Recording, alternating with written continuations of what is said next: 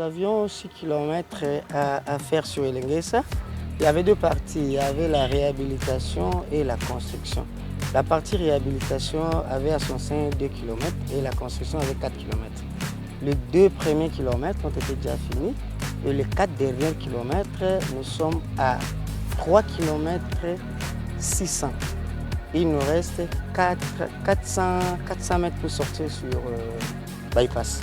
Tosepeli bien pour l'anzela oyo.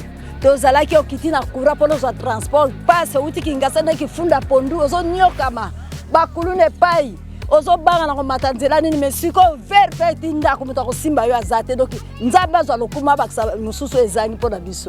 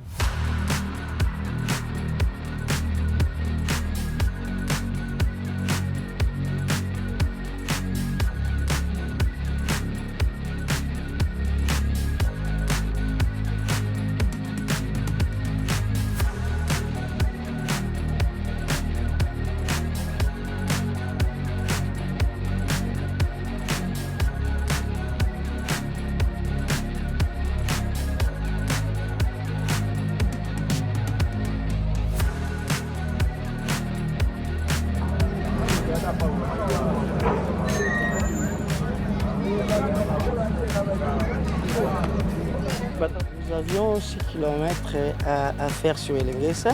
Il y avait deux parties, il y avait la réhabilitation et la construction.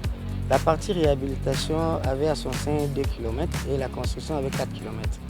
Les 2 premiers kilomètres ont été déjà finis et les 4 derniers kilomètres, nous sommes à 3 km 600. Il nous reste 400 mètres pour sortir sur bypass. Sur les ouvrages d'assainissement, nous sommes déjà avancés, nous sommes à 50 mètres de la sortie. Sur les ouvrages, ça part des caniveaux et le mur. Et sur la chaussée, nous sommes à 80% déjà prêts parce que tous les corps de la chaussée est déjà traité. Il ne reste que les enrobés. Sauf à la sortie des bypass, nous avons les réseaux qui passent. Nous avons la fibre optique, nous avons les TNT, nous avons la régie des eaux et les SNEL. Tous ces réseaux-là doivent être enrobés dans un fourreau pour éviter les enfouissements après avoir exécuté les travaux. Donc nous sommes en train d'attendre les différentes entreprises qui s'occupent de ces réseaux, qui sont déjà dessus, en train de préparer notre sortie. Donc la chaussée elle-même, à 400 mètres, elle est déjà prête. Elle est à 80%. Parce que tous les remblais sont faits, le corps de la chaussée est fait et les ouvrages d'assainissement sont faits. Il nous attend, il nous reste que les réseaux là soient traités et qu'on sort de bypass. Nous sommes presque à la fin, mais comme c'est technique, il n'y a pas vraiment de précision ou de dates précises. Parce que nous avons les intempéries qui nous arrivent. Il y a déjà la saison des pluies qui nous abrite. Je peux vous dire demain, et qu'il pleut demain, et demain on ne travaille pas, ça marche. Mais nous sommes déjà à la sortie. Je ne peux pas parler exactement dans combien de temps. Fin mars, début octobre, nous sommes partis. Ce qui était prévu, c'était le curage. 40 mètres en amont et 40 mètres en aval. Le curage. Mais par rapport à l'ouvrage, rien n'a été signalé sur notre projet. Donc nous sommes là pour le curage. On kire 40 mètres en amont, 40 mètres en aval. Et on libère les ponts. Alors l'OVD à son tour verra le pont à quel état il est pour lancer, si c'est un projet en cours ou quoi, je ne sais pas. Mais à notre niveau, à ma connaissance en tant que chef de chantier, je sais que j'ai un curage de 40 mètres en amont et 40 mètres en aval. Nous avons donné à la population riveraine de Makala, Selemba, Bumbu, Ngiringiri, Kasavubu, Kalamu, un très bon ouvrage qui pourra mettre du temps parce que nous avions respecté toutes les normes standards internationaux de la construction des routes. Il y a un petit problème avec notre population d'ici. Ils ne distinguent pas la route à l'état avant où ils étaient. Les chauffeurs réparent leurs camions sur la chaussée. Ils versent les gasoil sur la chaussée. Ils mettent des criques sur la chaussée. Et le riverain jette même les ordures avant même la réception de cette route. Vous allez voir quand vous rentrez, vous allez voir que les caniveaux sont déjà pleins des ordures dedans. S'il y a un message à donner, la population de Makala doit suivre qu'est-ce qu'on appelle ça, il faut avertir, je ne sais pas en bon terme, sensibiliser la population, surtout de la commune de Makala, Bumbu, Selembao. L'ouvrage que le gouvernement les a donné, c'est un bijou pour notre pays. Ils ont fait plus de 60 ans enclavés. Et quand le gouvernement actuel vient les désenclaver, ils ont intérêt à protéger. Ils doivent éviter de verser le gasoil sur la chaussée parce que ça va se dégrader. Ils doivent éviter de réparer leurs camions en panne. Ils doivent éviter de faire de la chaussée le parking. Vous allez passer partout, vous allez voir que les camions sont garés partout sur la chaussée. Alors, je ne sais pas, la chaussée, elle est faite en répartition de la charge verticale. Et si vous garez déjà votre camion à gauche, ça signifie que tout le reste de la circulation partira à droite, ça déstabilise déjà. On les a donné un très bel ouvrage, ils ont intérêt à protéger ça. Je ne sais pas si vous allez encore interpréter à Lingala pour la population riveraine, parce que depuis qu'on a quitté le pont, vous allez voir qu'ils ne respectent même pas cette chaussée qu'on les a donnée. Ils font tout sur la chaussée. Ils vendent sur la chaussée, les marchés sont sur la chaussée et tout c'est sur la chaussée. Et ça ne mettra pas du temps. Si vous regardez derrière vous, vous allez déjà voir l'éclairage public qui est déjà en cours d'exécution. Ils ont fait des socles partant de Mariano jusqu'à là où nous sommes. Ils attendent la suite pour en finir. Donc ce qui reste seulement c'est le mât et l'éclairage. Il y a déjà les chantiers qu'ils ont eu à faire et qui s'éclairent déjà. Donc l'éclairage public est prévu. Lokola bana mboka bayebi ndeto bandaki balandaka biso pe na 6 km oyo bapesaki biso ezalaki na biteni mibale. Eteni ya liboso ezalaki kobongisa oyo basi basala kala oyo bakolo lopoto babengaka réhabilitation ese esila. Eteni ya mibale ezalaki kotonga nzela esika oyo nzela nanu etongama te uta tozwaka lipanda ya mboka na biso. Alors na eteni oyo ya mibale nayebi te koloba 400 totikali na 400 mètres linéaires po atobima. Mais na 400 wana eza te ke tokobandela misala nyonso. Misala oyo ya baterase emema mai etikali kaka 50 mètres. Misala oyo ya bamire ya soutenement po ebatela bandako ya bariverain ekoya te ntango mbula ekobeteke totikali mpe na 50 mètres. Musala oyo ya nzela esika mituka kotambola et si déjà tous 80% ya misala wana. Les 20% eza ya kocha goudron au biso baiki ya Kinshasa to benga prince po et sila. Pour na bazo ba précision yango oyo azana tembe aleki na terrain akomona ndenge yango moko esi esali. Misala eza misala ya technique tozali na ba kokoso oyo ekoki kokanga biso ya finance na koloba te parce nga naza technicien mais bo ba kokoso ya mike ezanga ate na misala technique mais tosilisa sanza oyo kino ko banda sanza oyo ya 10e mois na banzi misala oyo ekosila pon wana tosi toloba ba oyo nyonso baza mayele babanda na biso balanda biso bayebi ke pon wana ekomamaki na mikanda ya chantier na biso te ekomamaki te parce que soki ekomamaki tolinga tobanda kuna biso bayebisa biso kaka kosokola ebale tosokola ebale na se tosokola ebale likolo po mai eleka na kimia bandeko na ngai ya Selembao Bumbu Makala Ngiringiri Kasavu Bukalamu bolelaki pona nzela oyo ya elengesa papa mokonzi ya ekolo elongo na basali na ye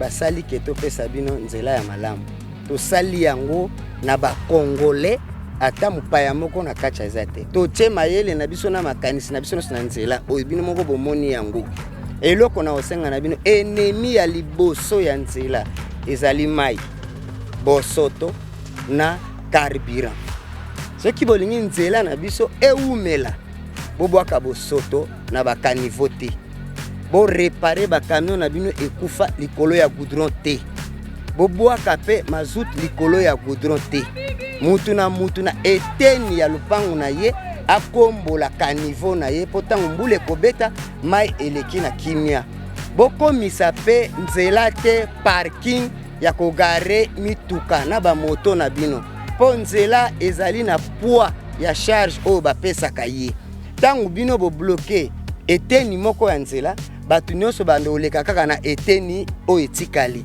charge oyo ifale ezala équilibré ekozala so équilibré te ekobebisa nzela bo batela oyo topesi bino neti nzela tosala na bino ilongo bomonaka biso mupaya azate tokitisi mitema na biso tosali ondire bana mboka bo batela oyo topesi bino obe nzela bandeko na ngai bakomino na tangi awa lotiliki bazotiela bino deja bomoni ba ekipe oyo elekaki basali deja oyo tobengi na français basocle etikali ka bacha bapoto ya mabende po bapesa bino lotiliki oyo bayaki nango neti elembo esepelaka bano baza na musoni bazomona 4 poto yango wana epelaka ba oyo baza na elengesa pe na kote ya misioni mibale esepelaka bake kozwa makoki na babiloko etikalaki po batila bino lotiliki nzela ekozala éclairé du bout en bout.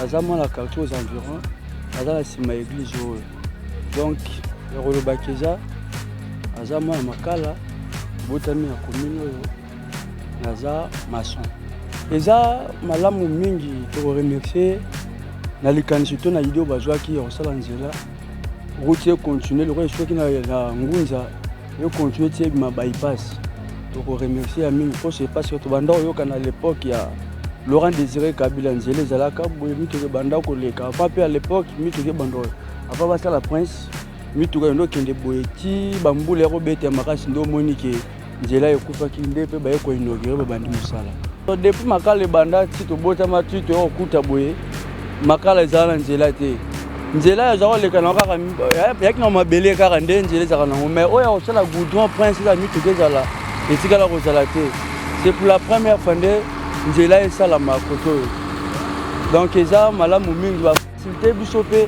yaki po kende victoire o kende zando faut tourner kende ti rond point mais le tourner na rond point te na matara boye le tinga sala na Kasavu na matara na komi na terrain na jumutuka na kena nga musala donc eza pena ba facilité biso na ndenge ba sala biso nzela mais eloko tolobaka eza ki tosenga na mokonzi gouverneur de la ville ameka un peu côté la biso likamu toza na insécurité ya lumière toza na sécurité ya la police yaki nango bakuluna mais na mincho vraiment kuluna to yango eza pena lisusu te mais oza insécurité ça so passe eza ba soda to éviter ba soda ngo est-ce que baza formé to te pour chaque fois bana miki lora mineur bokika mineur un problème donc oya so passe ça non que balukila biso no solution pour que basi ça soit no insécurité aux japon ba soda totambola souté ndeti nga bwina na bimete banda tongo ko manaka babala yango ndepo na okinde passer ndina bimi po so bimika na monde faut pas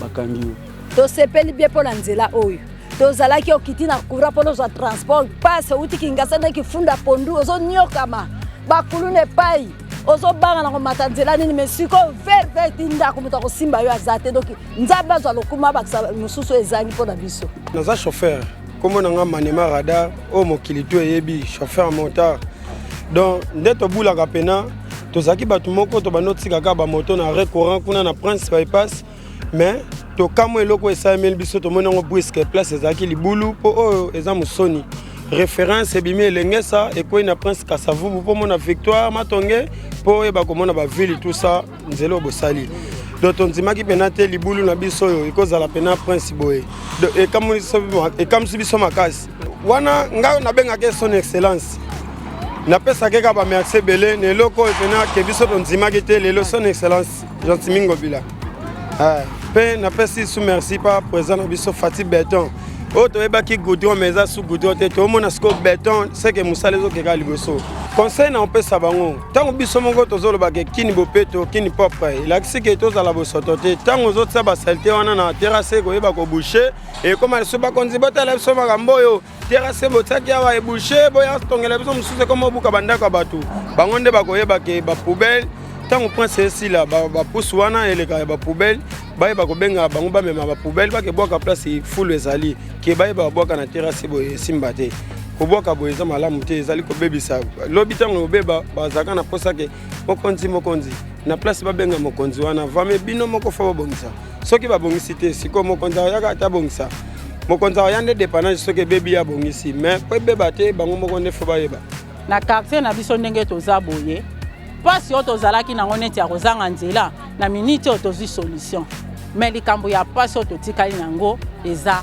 mai ekata na biso depuis 2015 ntango tokomi na moment ya élection mai ekomaki kobima convenablement na barobine nyonso deke kaka élection esili comme propagande esili mai mpe ndenge ekenda nango ekei snel aye kotiela biso nini courant prépayé to sepelaki mais na minute oyo courant ekoma bokilo eyaka soki eye 11h 45 minutes kaka ekei soki ekei bongo bokozela ngo parfois 18h soki eke 18h donc mari de nuit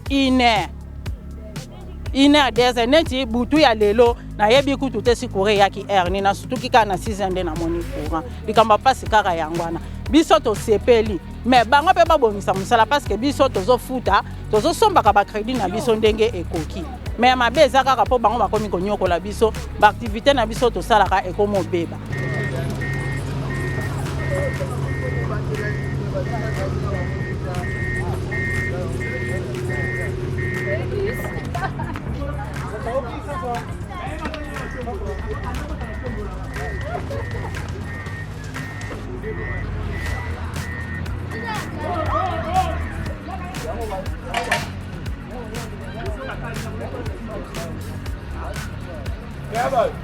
Bebel, Gumba, Bebel.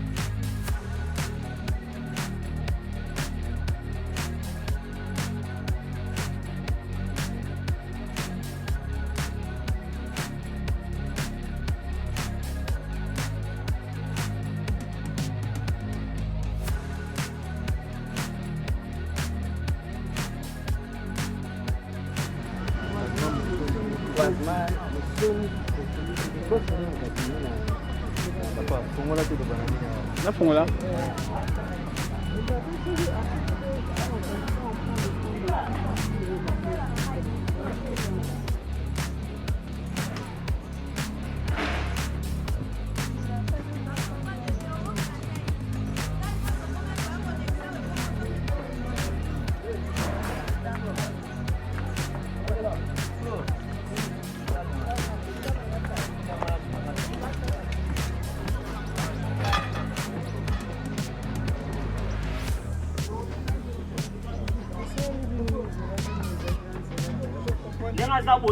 avant que l'enfant même qui n'est pas numéro 1, à la quatrième numéro 1.